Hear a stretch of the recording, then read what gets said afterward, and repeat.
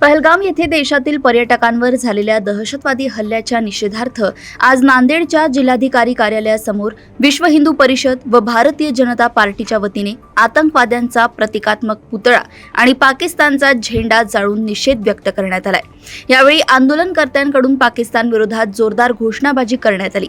यावेळी भाजपाचे खासदार अशोकराव चव्हाण, खासदार अजित गोपछडे, आमदार श्रीजया चव्हाण यांच्यासह विश्व हिंदू परिषद व भाजपाचे पदाधिकारी कार्यकर्ते मोठ्या संख्येने उपस्थित होते। यावेळी माध्यमांशी बोलताना खासदार अशोकराव चव्हाण यांनी पहलगाम येथील हल्ल्याचा निषेध व्यक्त केलाय।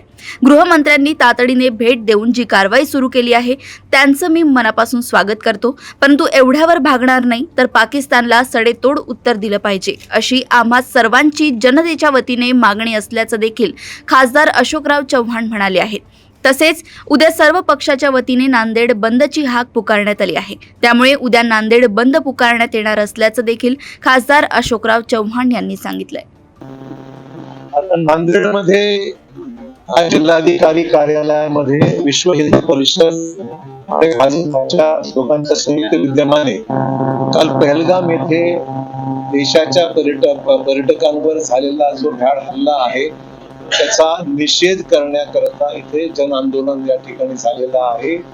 आणि पंतप्रधानाधिकारी आल्या तातडीने बैठका घेऊन गृहमंत्र्यांनी तातडीने भेट देऊन त्या ठिकाणी सगळ्या गोष्टीचा आढावा घेऊन जी कारवाई सुरू केलेली आहे त्याचे आम्ही स्वागत करतो, परंतु एवढ्यावर भागणार नाही तर पाकिस्तानला सडेतोड उत्तर दिलं पाहिजे अशी आम्हा सर्वांची जनतेच्या वतीने मागणी या ठिकाणी आहे।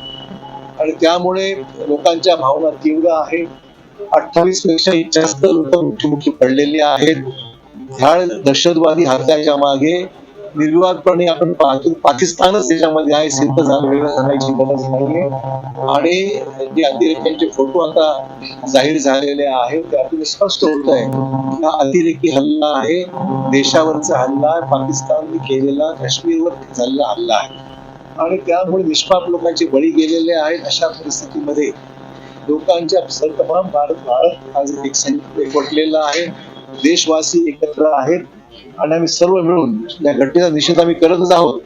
पंतप्रधान, गृहमंत्री आणि संरक्षण मंत्र्यांनी केलेल्या कारवाईचं आम्ही अभिनंदन करतो, पण त्याचबरोबर या कारवाईची अंमलबजावणी चांगल्या पद्धतीने होईल असा आमचा विश्वास आहे।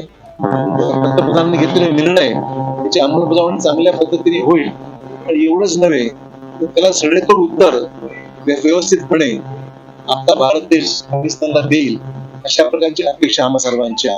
उद्या नांदेडमधल्या सर्व पक्ष आता इथे आमदार होते, इथे एनडीएचे खासदार आहेत, यूपीएचे खासदार आहेत, आमदार आहेत, सर्वांनी मिळून त्या नांदेड बंदची हाक दिलेली आहे।